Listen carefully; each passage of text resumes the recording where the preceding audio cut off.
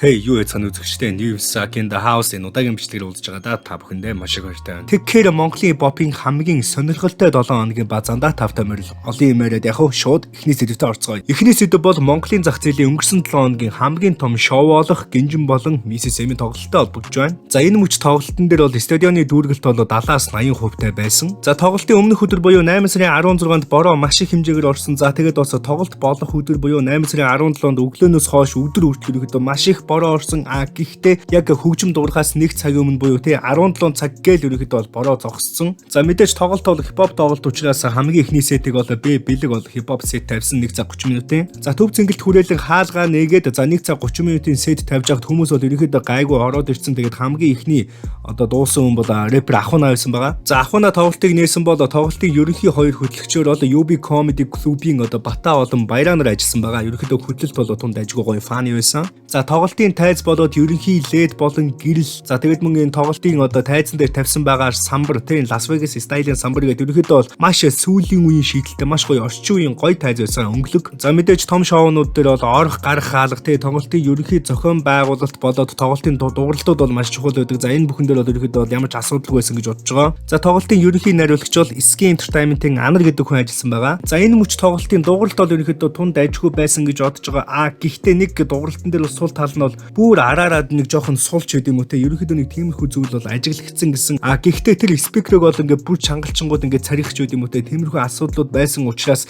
яг ингээд одоо тааруулж саунданда тааруулж одоо ингээд спикерийн бол чанга чимээ одоо дуу чимээг нь бол өгсөн байх гэж бодож байна волюмын. За guest артистуудаас бол хоёр хүн маш их анхаарлыг татчихсан. Тэр нь хэн бэ гэхээр одоо рэпер Fla болон рэпер Lock-ын байсан. Яагаад гэвэл те хоёрын хугацаанд бол хамгийн том бифэнд одоо орооцолдсон нэр нь бол бичигдсэн иймэрхүү хоёр хүн байсан. Тэгээд энэ хоёр хүнийг одоо үзэгчдтэй хэрүүлээж авах нь тайзан дээр яг ямар хүн амбицтайгаа ажиллах нь энийг бол ихэд үзэгчд маш их хүлээж байсан. За мэдээж эхлээд Loki гарч ирсэн. Тэгээд Loki гарч ирэхдээ гангаад цацсан бол Beast дууга дуулж гарч ирсэн. Үзэгчд бол түүнийг үнэхээр халуухан хүлээж авсан. Тэгээд бас дуулахаас өмнө нэг иймэрхүү үг мөг хэлсэн байгаа. За тэгээд бичлэгийг нийлүүлээ үзцгээе.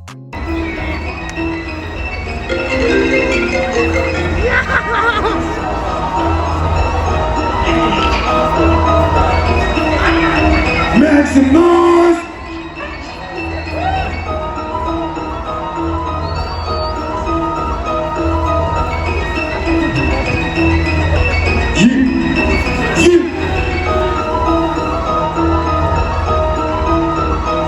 За өнөөдөр ирэх хаагаад хичээл зөрөж байна.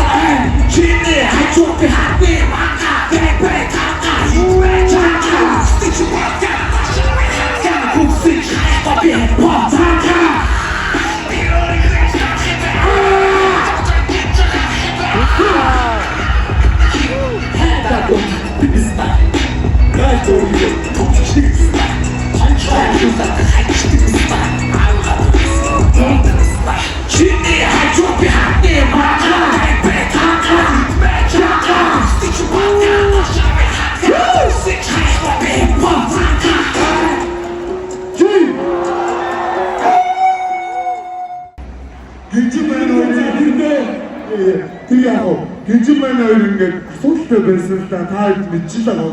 Гэтэ амьдралын хоёр уцаа юм байна. Тэгээд энэ хамт байцгаа next level. За мөн тайзнаас буухтаа бас Loki гангаад зориулсан өөрийнх нь нэг юм сторины үг байгаа ч лээ. Тэрийг бас давтаж хэлсэн гэдэг. Ерөнхийдөө бол тийм гангаад маш их хорсон байдалтай ч үгүй юм. Ерөнхийдөө нэг тиймэрхүү хандлагууд бол Loki-гоос ажиглагдчихсэн. Гэхдээ энэ бол enjoy, энэ бол тоглоом, энэ бол хип-хоп, энэ бол тийм soft урлаг биш, энэ бол toxic урлаг угаасаа. За ингээд чи гангаа болон Loki хоёрын beef дуусаагүй. За гангаа болон Loki айлных нь diss дуун дээр өөрийнх нь нэр нь үргэлж хавчуулагдж явсан. Баяна бол зүгээр суухыг хүсээгүй. Баяна Loki болон гангаа руу diss дуу хийсэн байгаа. Wow. Let's get it.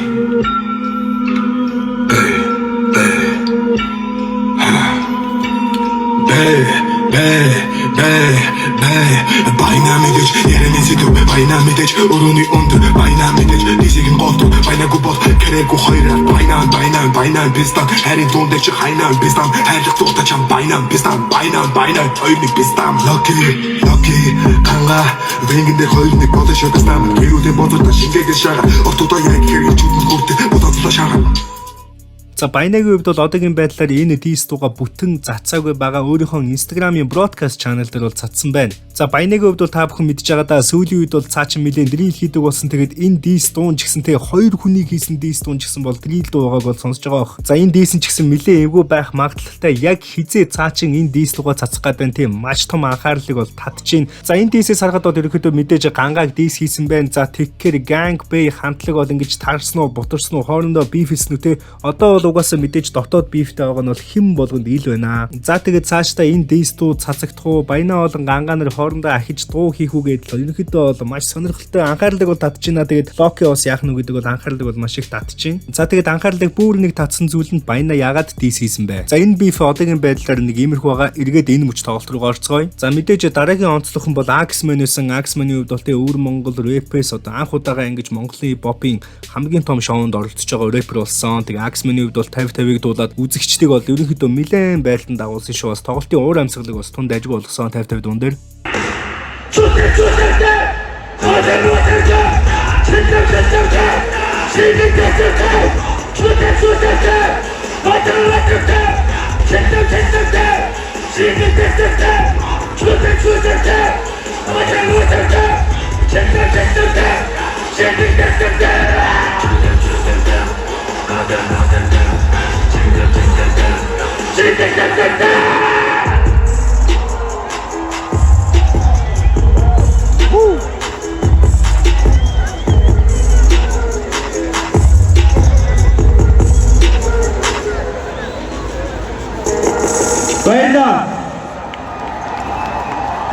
Баярлалаа намайг ширин надад бидрус баярлалаа. Тэгээд инженерсэнд баярлалаа.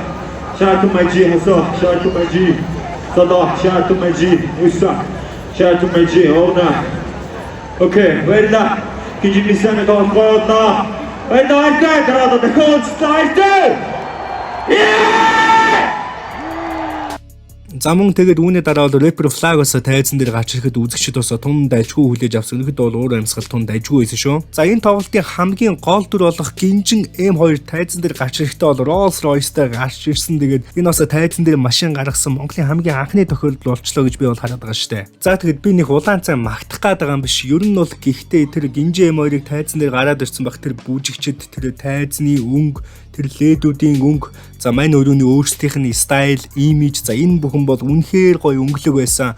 Үнэхээр яг хотын төвийн шоу болсон энэ шоу бол. Гинжин M2-ын хувьд суугаа соль дуугаар тоглолтоо эхлүүлсэн бол Pokemon дуугаар бол өөрсдийнхөө тоглолтыг бол хаасан байгаа. За тэгэл энэ тоглолт дууссаны дараа тэр буудуулсан салют ч гэдэм үү те хүмүүсийн одоо сэтгэл бол маш гоё байсан. Ерөнхийдөө бол хүмүүс тунд ажгүй сэтгэлтэй байсан энэ тоглолтод. За тэгээд энэ мөч тоглолтын товч тодорхой ерөнхий ревю нэг иймэрхүү байлаа залуусаа. Дараагийн сэдв бол уламжлал ёсоор зах зээлийн хамгийн амттай мэдээ. Мэдээж Pizza Hut-тай холбогдож байна. За манайхан пиццагаа яаж захиалж ин таад амтд халуун пиццагаа Pizza Hut-аас захиалах бол 75 55 55 55 дугаараар залгана. Тэгээд мөн Pizza Hut цэгэмээр захиалах боломжтой. Миний хувьд Pizza Hut цэгэм нь буюу сайтаар захиалах нь бол илүү амархан, илүү хялбар санагддаг. Pizza Hut маань өглөө 10-аас орой 23 цагийн хооронд хүргэлттэй байдаг шүү манайхан. Үүнээс гадна Pizza Hut нь 7 хоног бүрийн мягмар гарагт өөрсдийнхөө үндсэн 8 төрлийн пиццаг хямдруулдаг буюу хаттай өдөр нь тохиодог юм байна. За тэгээд пицца идэхийг хүсэх юм бол идчихэж байгаарай манайхан. Баярлалаа Pizza Hut. За дараагийн сэдв бол мөнхийн рэп, флаш, ноомнэм, аутлаг хамтлагуудын хамтарсан тоглолттой холбогдож байгаа. За тэдний хувьд бол саяхандаа 8 сарын 9-нд Hit Park дээр All-in Hit хэмээх тоглолтыг хийж бол пиг дүүргэсэн байгаа 30 мянган хүн бол ирүүлсэн. Харин энэ удаад 8 сарын 25 буюу эхний тоглолт болсноос ердөө 16 хоногийн дараагаар All-in Hit хэмээх нэрээ сольж зүгээр хамтарсан тоглолт үзэгчдийн хүсэлтээр хэмээн бол тоглолтоо зарласан байгаа. За өмнөх тоглолтоос ялгаатай нь бол тоглолтын лайн ап бол нэлээд шинжлэгдэж орж ирсэн юм байлээ. За тухайлах юм бол яг одоогоор зарласан байгаа лайн ап дээр нь 3 бүдүүн хамтлаг байгаа. За тэгэд мөн Намоны байгаа, 4 зөв байгаа. Хамгийн том нэр нь бол хамгийн хүлээлттэй D45 хамтлаг бүрэн бүрэлдэхүүнээр байгаа. За энэ 7 хоногийн даваа гарагт тэдний хувьд early bird хаагдах өдрөө бол хэвлэлийн баг хурлаа төв цэнгэлт хүрээлэн зарласан. За миний хувьд бол төв цэнгэлт хүрээлэнд бол хэвлэлийн баг хурал дээр нь яг өөрийн биеэр очиж сонирхсон. За бас нэг хүнээс бас яриа авсан. За тэгэд хэвлэлийн баг хурал дээр эднэр яг юуг ярьж вэ те. За хэдүүлээ нэг үцэцгээе. За цэнгэлтгийн маань нөгөө яг байршлын хэмжээнд бол яг нэвтрэх хэсгээс эхлээ тайз хүртлээ маш зай байгаа. За мэдээж хойд хэсгээр зогсоод ингээд тайз руугаа орч чадахгүй юм асуудлууд ингээд байдаг болохоор тэрийг шууд ангилж өгөөд тайзны урдл хэсгээр шууд ингээд ташлаа босгоо фэн зон гэж тэрийг ангилж гаргаж байгаа. Тэр нь болохоор давуу тал нь юу юм бэ гэхээр яг хөө мэдээж худалдаа авах те үйлчлэгээ үзүүлэх хэсгүүдээс тодорхой хэмжээний асуудыг байрлуулаад тэндээ фэн зонд үйлчлэгээ явуулна. Тэр нь мэдээж очор дарааллын хувьд арай жоохон сэлүүхэн те хүмүүст арай тав тухтай байх байдлаар хийж байгаа. Нөгөө талаасаа өөрсдийнхөө мэдээж шүтэж биширж ирсэн тэр хамтлаг дуучтай хамгийн ойрын зайнаас ингээ хамт гоё тэр өдрийг үчиг өнгөрүүлэх боломжийг бүрдүүлж өгч байгаа. Энүүгээрээ ингээд ялгаанууд нь байгаа. Тухайн өдөр бол мэдээж хамгаалтын ажилчид те цагдаа нар болон бүгдээрээ ингээд аюулгүй байдлыг хангаж ажиллана. Тэрэн дээр бас ингээд яг тавигдах шаардлагуудыг тавиад тэр оройг ингээд ямар ч зөнгөрөл бүх нөхцөлийг бүрдүүлээл маш чанартай гоё тоглолт үзүүлнэ гэж бид хичээж ажиллаж байгаа. За өмнөх тоглолтоос ялгаатай нь бол найруулагч мэдээж өөрчлөгдсөн, мөн лайн ап өөрчлөгдсөн. За найруулагч өөрчлөгдөн гэдэг бол энэ тоглолт бол найруулга ерөнхийдөө бол бүрэн утгаараа бараг өөрчлөгдөн гэсэн үг. За тоглолтын ерөнхий найруулагчаар бол On Off Production-ы онаах ажиллаж байгаа. Тэгээд мөн хамгийн том өөрчлөгдөж буй зүйл нь бол мэдээж ойлгомжтой төв цэнгэлдэх хүрээлэн. За ингээд боддоо залуусаа ердөө 2-7 хоногийн зайтай Монголын 2 том савыг дүүргэсэн хамтлаг дуучид бол урд өмнө байгаагүй. Тэгэхээр энэ бол Монголын рекордыг эвдэхэд бол маш ойрхон болсон байна. За яагаад гэвэл All-in Heat 2-тэй одоо энэ хамтарсан 4 хамтлагийн тоглолтын тасалбар дуусхол ерөнхийдөө маш төгссөн байгаа. Тасалбарын борлуулалт бол маш сайн байгаа зурагтай байна. За миний бодлоор бол энэ дөрөөс гадна 14 хоногийн зайтай 2 нахиж дүүргэж чадах хүмүүс нь Б Тамир, Rocket Bay BX гэж бодож байна. Харин та хэнийг 14 хоногийн зайтай 2 нахиж дүүргэж чадна гэж бодож байна? Комент хэсэгт сэтгэлдээ бичээрэй. За ингээд олон юм яриад яг 8 сарын 25-нд хэдүүлээ хамтдаа түүхийг бүтээцгээе, дурсамжаараа аялцгаая, нэг оройг үнэхээр гоё саа гэж наргиж цэнгэж өнгөрөөцгөөё залуусаа. За дараагийн сэдв бол Жахалибийн тоглолттой холбогдож байгаа 8 сарын 17-нд Гинжин Миссисэм 2-той бол давхцаж хит парк дээр болсон тоглолт. За энэ тоглолтыг дуусгахад нэгэн маш том асуудал гарсан байна. Энэ нь юу вэ гэхлээр за манай сая даагчтай маш том Монголын хамгийн том инфлюенсер Од Заяа шүү дээ те. За энэ нэг иймэрхүү стори хийсэн байна. Ууртаа сууж байсан найзын маань Ингэрлүүн яваад орчихсон. Нэгнийх нь хөлийн завсраад гарсан. Азаара цамц бижак шатснаас өөр том хохирлгүйч чүтлээ жоохон дээше чиглээд нүүр амн дээр нь гал буусан бол яах вэ? Ийм амар зэвсэг барьснаа мэдэхгүй. Чиглэл алдчихлаа уучлаарай гэсэн.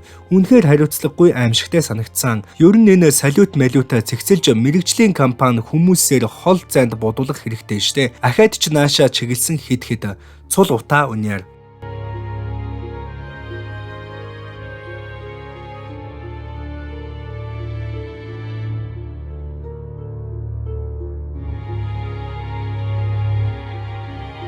За энэ бол ерөнхийдөө маш том асуудлаа. Тэгээд Од Заяа хэлж байгаа болохоос бол үнэн үг. Яагаад гэвэл энэ ч одоо нүүрэн дээр нэрсэн бол яг хөө те энэ ч одоо маш том хохирлыг үзүүлэн тэгээд иймэрхүү салютны чиглэлээр мэрэгжлийн байгууллага бол орхон маш зүү асуудал. Тэгээд тайз хариуцсан, тайзны цаана ялангуяа энэ салют хариуцж байгаа хүмүүс бол маш хариуцлагагүй ажилласан байна. Маш болгоомжтой ажилласан байна. Энэ бол ерөнхийдөө маш том асуудал шүү. За нэгэн талаа тоглолтын VIP-тэй холбогдсон юм чин Гинжин болон Миссисэми тоглолтын дээр те нэг иймэрхүү VIP-ийн асуудал гарсан жоохон хоцроод ирчээ. Тухайлбал Гэгэн гэрэл гэдэг хүн Миссисэм Гинжин 10 хүний 5 саяын үнэтэй VIP ширээ ККК Shopee дээр тикет авахд уух зүйл хязгааргүй гэсэн байсан. Сая ирээд харсан чинь текстээ эдит хийсэн бололтой арай шүү. За үүний сэтгэл хэсэгт Бэцэг Мега гэдэг хүн яаж бодсон уух зүйл юу гэж фри байх вэ? За мэдээж миний хувьд бол Бэцэг Мега гэдэг хүнтэй бол санал нэг байна. Мэдээж нэг хүний 500 мянга бол яаж ч утсан уух юм фри вэ гэж байхгүй. За тийм зүйл гэж бол юу байх вэ? Нэгдүгээрт хоёрдугаарт бол үүн дээр нэмээд хоол хүнс бол орж ирж байгаа. За гуравдугаарт бол VIP ширээ бол тустай байдаг.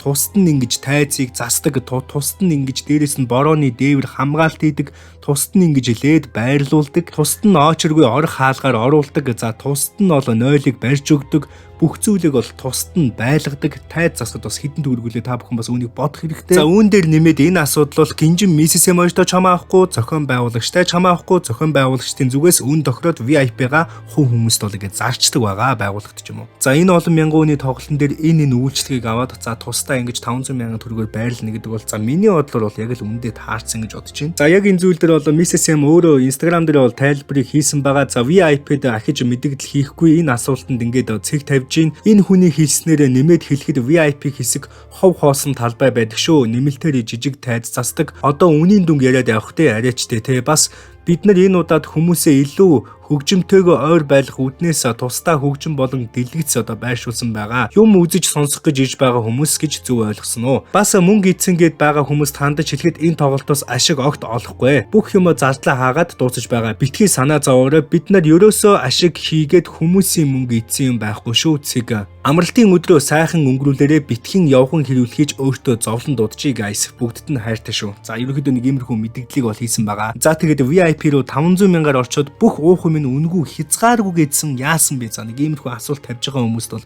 одоо тэгээд юу ярих вэ? За тэгээд дараагийн сэдвээр орцгоё. За мэдээж хамгийн халуухан сэдвийг хамгийн сүүлд нь үлдээдэг байгаа. Цэцаахын тоглолттой холбогдож байна. XMF. За мэдээж миний хувьд бол нэг үеийн 3-ын тоглолтыг шууд харьцуулаад явчих гэж бодож байгаа. Энэ нь бол BG болон Цэцэ Rocket Bay. Тухайн тоглолтод замбраатай болох уу, замбраагүй болох уу, гоё болох уу, муухай болох уу те энэ бүх зүйл нь бол тоглолтын ард байгаа баг, production хамт олон болон тоглолтын продюсерудаас бол маш их шалтгаалдаг байгаа. Тухайлбал энэ 7 хоногт тоглолтоо хийх гэж байгаа Big Jag-ын тоглолтын арын албатай энэ продюсеруудын баг олон тоглолтын туршлагатай яв эсвэл цөөхөн тоглолтын туршлагатай яв гэдэг нь бол маш том анхаарлыг бол ерөнхийдөө татаад тэгээд зохион байгуулалт бол хэр болох нь вэ гэдэг нь бол шууд тэр баг хамт олноос шалтгаална. Нэг хоёр тоол мэдээж энэ жилийн хамгийн том нэр болох рэпер Rocket Bay-ийн тоглолтын арттай Sprint Touch гэдэг компани бол яваадсан. За миний арснаар за Sprint Touch-ынтэй өмнө нь одоо хэдэн том тоглолтын дээр ажиллаж ирсэн, хэдэн том шоу зохиож ирсэн. За гоё клип хийж болно те, гоё найруулгатай гоё клип хийж болно. А гэхдээ 30 мянган үнэтэй ийм том шоуны найруулга гэдэг бол бас мэдээж ондоо асуудал шүү дээ. За дараагийнх нь бол мэдээж рэпер Цэцэ буюу за түүний арт бол XMF байгаа. За XMF-ийн хувьд бол Монголдо хамгийн анхдагч бөгөөд хамгийн цэвэрхэн, хамгийн одоо зохион байгуулалттай тоглолт хийдгэр алдартай. За тухайлбал бол өмнө жилийн Opposite-ийн тоглолт бол хамгийн шилдэг зохион байгуулалттай тоглолтоор бол шалгарсныг хүн болгон мэдж байгаа. Тухайн тоглолтуудын маркетинг нь 1000 гоё байгаад 1000 гоё хүн очсон ч гэсэн тухайн тоглолтын зохион байгуулалт ч юм уу, дууралт ч юм уу тайцтэй.